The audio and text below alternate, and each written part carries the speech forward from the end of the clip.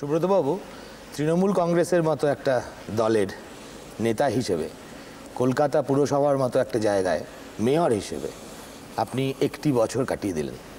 আপনার কি মনে হয় যে এর জন্য আপনাকে কী দেওয়া উচিত, পদ্মশ্রী না পরমবীর চক্র? না, দিলে এখানকার মানুষকে দেওয়া উচিত। তবে এটা ঠিক যে এক বছর যথেষ্ট নয়। এটাকে কলকাতা পৌরসভার প্রতিষ্ঠানগত যে সুনাম, সেই সুনামটাকে ফিরিয়ে নিয়ে আসতে গেলে আরও বেশি সময় দরকার। না, মাঝে মাঝেই আপনি আপনার স্বভাবসুলভভাবে খবরের কাগজে বিবৃতি দেন যে তলায় 20,000 সাফাই কর্মী, মাথার উপর মমতা, ডান পাশে প্রদীপ ঘোষ। এটা একটি খুব একটা আনএনভিয়েবল পজিশন। মানে আপনি এমন একটা চাকরি করেন যেটা নিয়ে কেউ ঈর্ষা করবে না। না, তা না করতে পারে, কিন্তু আবার ঈর্ষার কারণও আছে।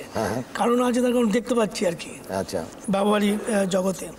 তবে মূল কথা হলো গিয়ে যে আমি প্রথম থেকেই বলি যে কাজটা সহজ নয়, কিন্তু অসম্ভব নয়। এর মধ্যে চ্যালেঞ্জ আছে, জব স্যাটিসফ্যাকশান আছে, কিন্তু সহজ তো নয়।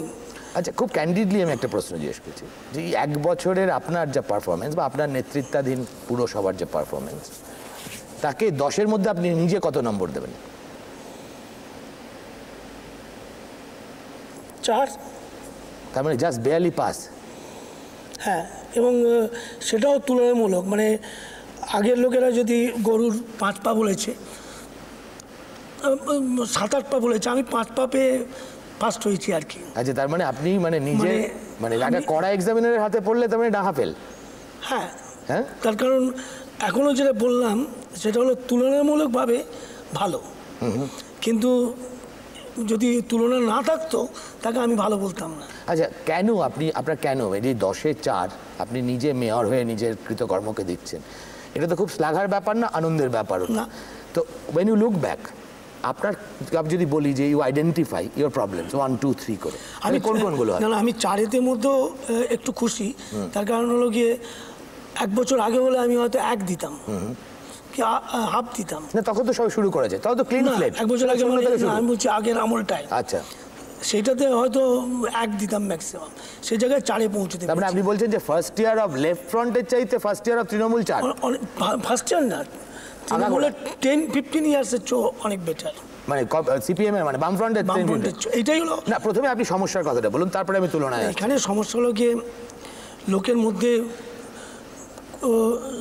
সিভিক সেন্সটা আছে, কিন্তু সেটা সুপ্ত অবস্থায় আছে, আন্ডারগ্রাউন্ডে আছে। যেমন মেট্রো রেলে যখন কলকাতার লোকেরা চড়েন তখন থুতুও ফেলেন না, টিকিটও কাটেন, সিগারেটের হাফ বান সিগারেটও ফেলেন না। আবার সেই লোকই যখন দেখি ওপরে উঠছে, ওপরে উঠেই সবচেয়ে আগে একটা ওপেন টয়লেট করছে, তারপরেই দেখি একটা ডাব খেয়ে তার খোলাটা রাস্তায় ফেলে দিচ্ছে, অ্যান্ড সো মেনি। তার মানে লোকের মধ্যে যে সুপ্ত চেতনাটা আছে, সিভিক সেন্স, সেইটাকে সম্পূর্ণভাবে জাগাতে পারলে একটা বড় কাজ হবে। সেটা জাগানো কিভাবে যায়? একই লোকের যদি স্প্লিট পার্সোনালিটি থাকে, সেটা জাগাতে গেলে আমাদেরও কাজ আছে, তাদেরও কাজ আছে। আপনাদের কাজটা কি? আমাদের কাজ হলো কি, যেমন এই টেবিলটা এটা পরিষ্কার আছে, তো আমিও এটাকে অপরিষ্কার না রেখে সুন্দর করে রাখছি। তো আমাদের যেমন করে হোক, যদি রাস্তাটা ঝকঝকে থাকে, তাহলে কিন্তু নোংরা করার প্রবণতা অটোমেটিক কমবে।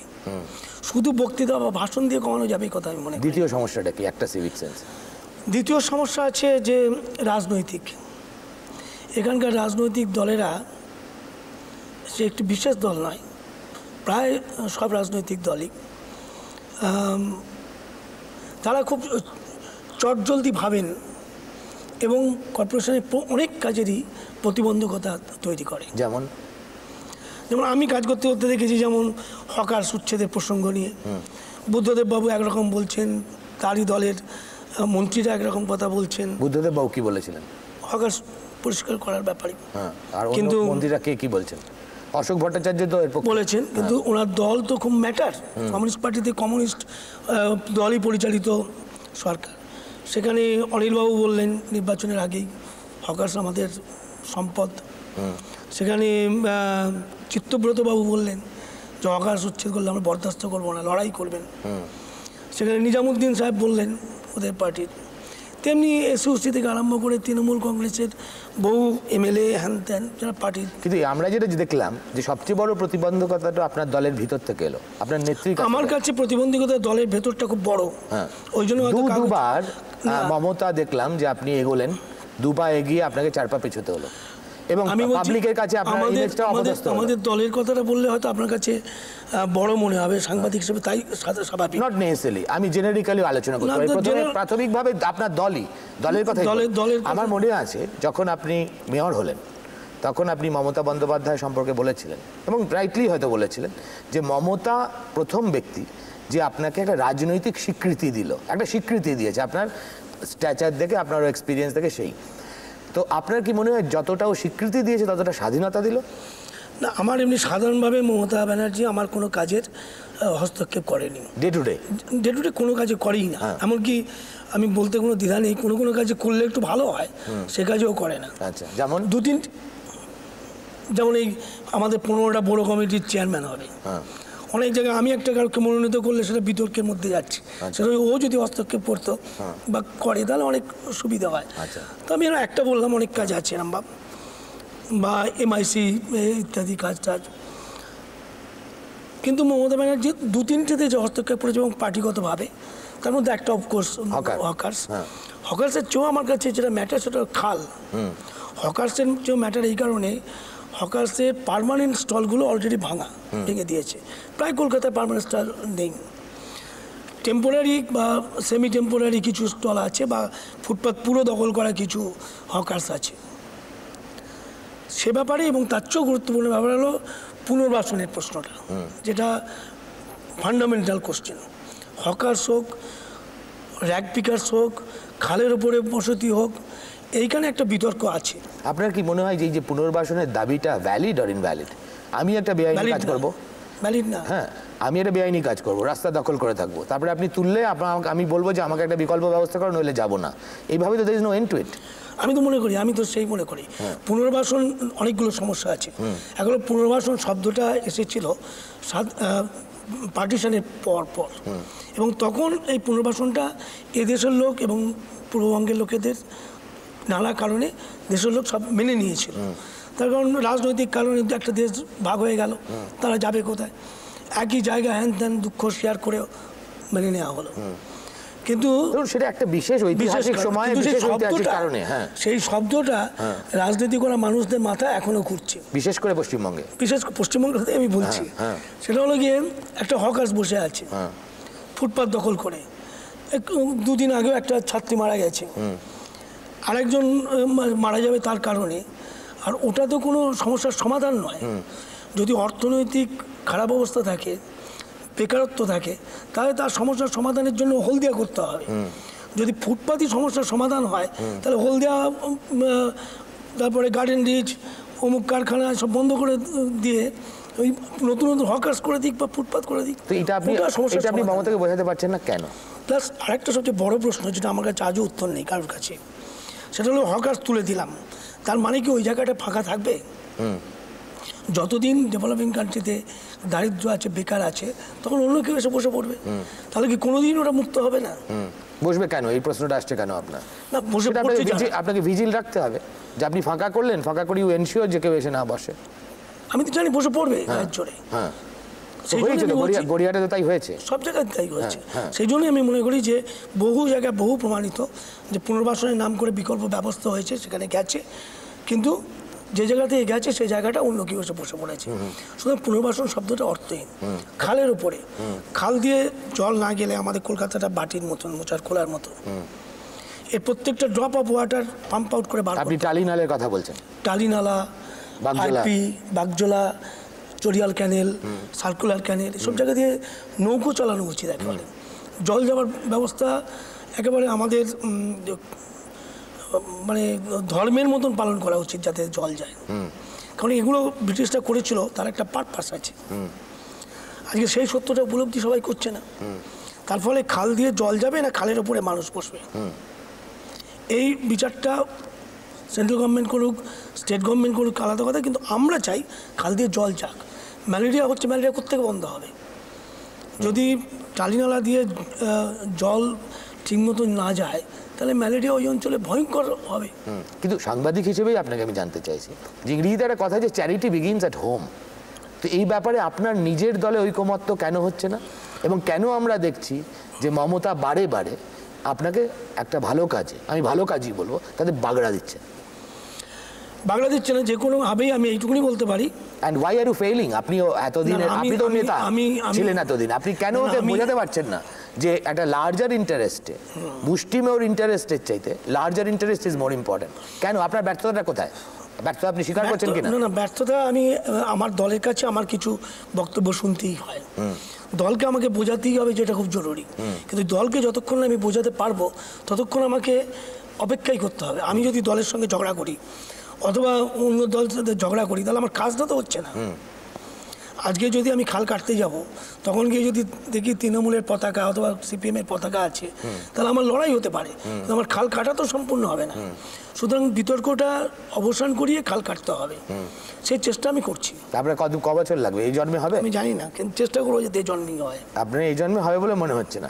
আচ্ছা, আমার মনে হয় এর বীজটা কোথায় আছে আমি বলছি। আমি খুব এবার সিরিয়াস প্রশ্ন করছি, সেটা হচ্ছে কলকাতা শহরে যখন অপারেশন সানশাইন হচ্ছিল তখন আমরা দেখলাম যে তার প্রতিবাদে, প্রতীকী প্রতিবাদ হিসেবে মমতা ব্যানার্জি স্বয়ং গড়িয়াহাটের ওখানে বসে হকিং করলেন। তার মানে you identify yourself with the hawkers cause. এইটাই যদি আবার আপনারা প্রপোজিশন হতে না, সিপিএম অপোজিশন হতো, এই যে ঐকমত্য, তখন আমিও প্রোটেস্ট করেছিলাম। আমি কিন্তু হকার সরানোর প্রোটেস্ট করিনি, আমি করেছিলাম যে পদ্ধতিতে করা হয়েছিল। একদম নামটাই দেখুন না, বলা আছে কি অপারেশন সানশাইন, যেন কার্গিলের যুদ্ধ হচ্ছে, তা তো নয়। যেমন আমি পরিবর্তন করে কি করছিলাম যে হকারদের অন্তত 24 ঘন্টা আগে বলে দেওয়া দরকার যে আমি কালকে এটা সরিয়ে দেবো, তাকে চলে যাওয়ার একটা সুযোগ দিতে হবে। ওরা সুযোগ দিচ্ছিল না, ভাঙার দিকে প্রবণতা অনেক বেশি, বুলডোজার ব্যবহার করার দিকে প্রবণতা অনেক বেশি ছিল, এবং যেটা অত্যন্ত দৃষ্টিকটু হয়েছিল বলে আমরা বিরোধী দল আমরা প্রোটেস্ট করেছিলাম, আমিও করেছিলাম। আচ্ছা, তো নিকাশির ব্যাপারটা কি দাঁড়াচ্ছে? এই যে বর্ষায় কলকাতা প্রত্যেকবার বিপন্ন হবে, এবারও বর্ষা তেমনভাবে হলে হবে, সে ব্যাপারে কিছু করা যাচ্ছে না কেন? আপনি না হয় মাটির উপরের সমস্যাটা বুঝলাম, সেখানে মানুষরা আছে, মাটির তলায় তো মানুষ নেই। মাটির উপরের সমস্যাটা প্রাকৃতিক, একটু আগে আমি বলছিলাম, এটা প্রত্যেকটা এটা বাটির মতন কলকাতাটা ভৌগোলিক অর্থে, পাশেই গঙ্গা, কিন্তু গঙ্গার জল গঙ্গায় গিয়ে পড়ে না প্রাকৃতিক কারণে।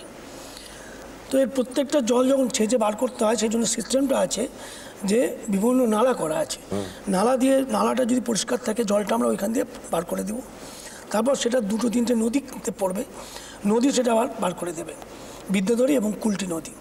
তো আমাদের সবকটা, আমরা যখন দায়িত্ব পেয়েছি দেখতে পাচ্ছি সবকটা ক্যানেলই চোখড, হয় মানুষ বসে আছে, না হলে সিল পরে ভর্তি হয়ে আছে, তো জলটা যাবে কোনখান থেকে?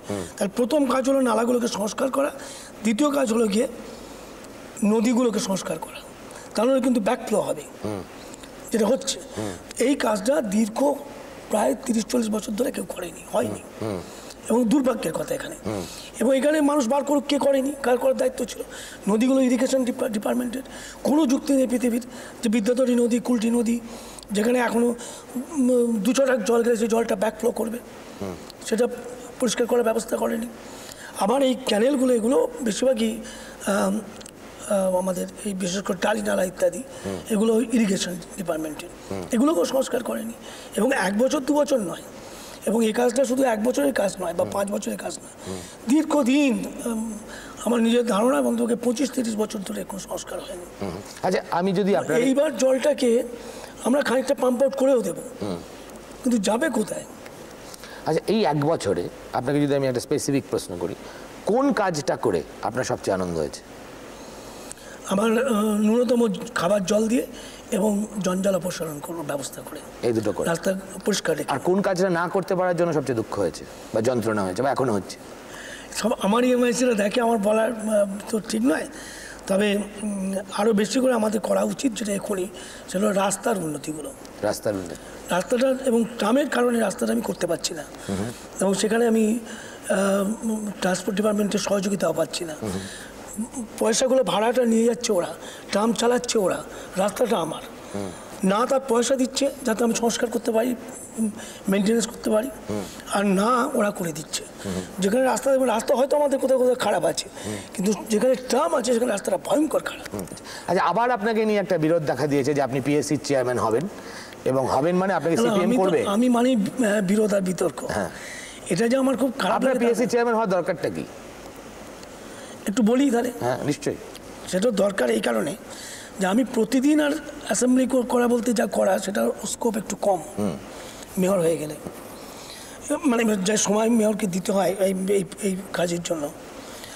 এখন আমি যে কদিন করেছি খুব সিরিয়াসলি করতাম, তাহলে আমার এমএলএ হতে গেলে সংযোগটা কিভাবে রাখবো, আমার এমএলএর কাজের সংযোগটা কিভাবে রাখবো। একটা এরই মধ্যে ইম্পর্টেন্ট কমিটি যদি আমি চেয়ারম্যান হই, তাহলে আমার সংযোগটা এমএলএ কাজে থাকবে।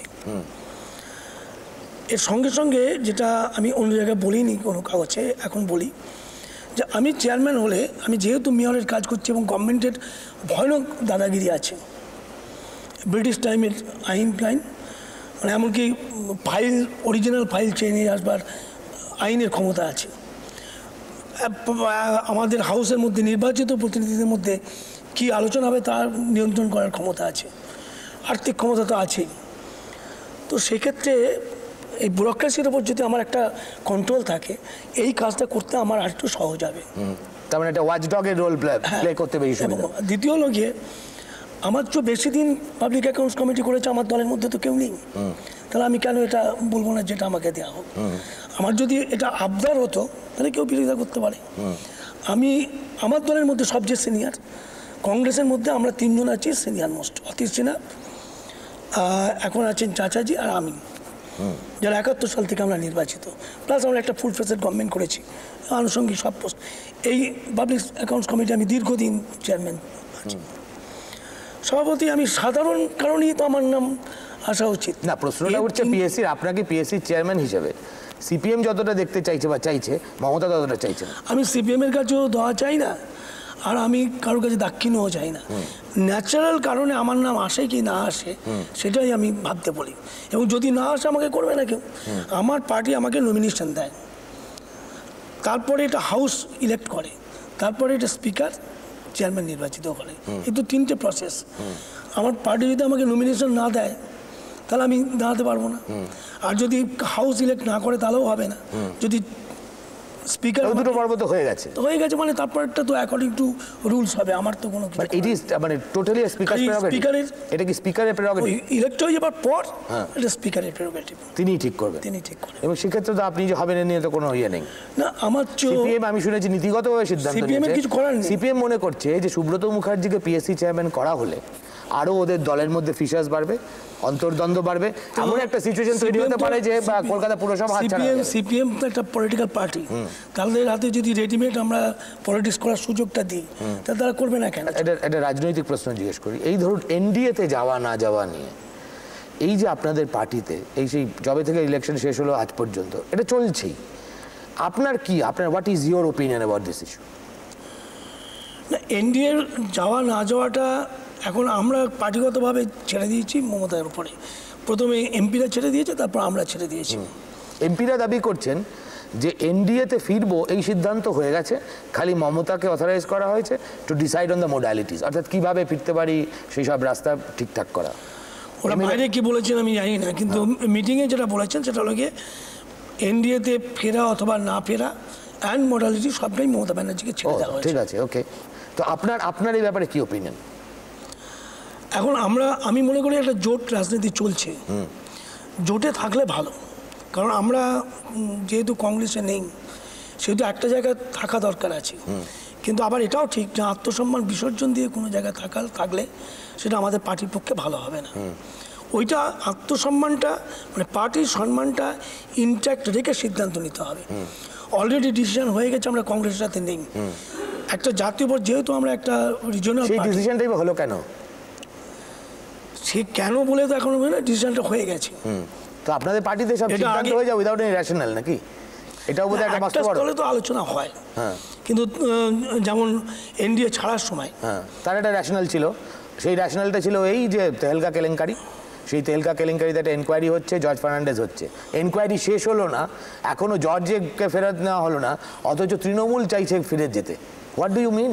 না, তৃণমূল তাহলকা না হলে ফেরত যাবে কিনা সে সিদ্ধান্ত হয়নি তো। সেটা বলছি না আমি, সেটা আমি বলছি যখন এনডিএ ছাড়া হয়েছিল তখন তার প্রাথমিক ইস্যু ছিল তেহলকা, সেই তেহলকা কেলেঙ্কারির নিষ্পত্তি এক পর্যন্ত হয়নি। অনেক আনটোল্ড ছিল, সেটাও কিন্তু এই আত্মসম্মানের প্রশ্নটা। হ্যাঁ, তো সেই প্রশ্নটা তো এখন শেষ হয়ে যায়নি। তো সেই আত্মসম্মান কি আবার ইন্ডিয়াতে ফিরে গেলে অটুট থাকবে, এমন কি গ্যারান্টি আছে? সেই গ্যারান্টিটা নেবার দায়িত্ব এখন মমতা ব্যানার্জির। হ্যাঁ, তো আপনি হাত পা ধুয়ে ফেলেছেন আপনারা প্রায়, আমরা সবাই হাত পা ধুই, আমরা দায়িত্ব দিয়েছি। আচ্ছা, একটা আমার শেষ প্রশ্ন, সময় হয়ে গেছে। কোন অপেক্ষাটা দীর্ঘতর হবে, তৃণমূলের ক্ষমতায় ফেরা না হকার বা কি বলে নালা থেকে উচ্ছেদ হওয়া লোকজন? কোনটা? দুটোই আপনি এমন করে বললেন। হ্যাঁ, কোন অপেক্ষাটা দীর্ঘতর? দুটোই যে কোনো সময় হতে পারে, আবার নাও হতে পারে, আবার নাও হতে পারে। On that note, thank you very much.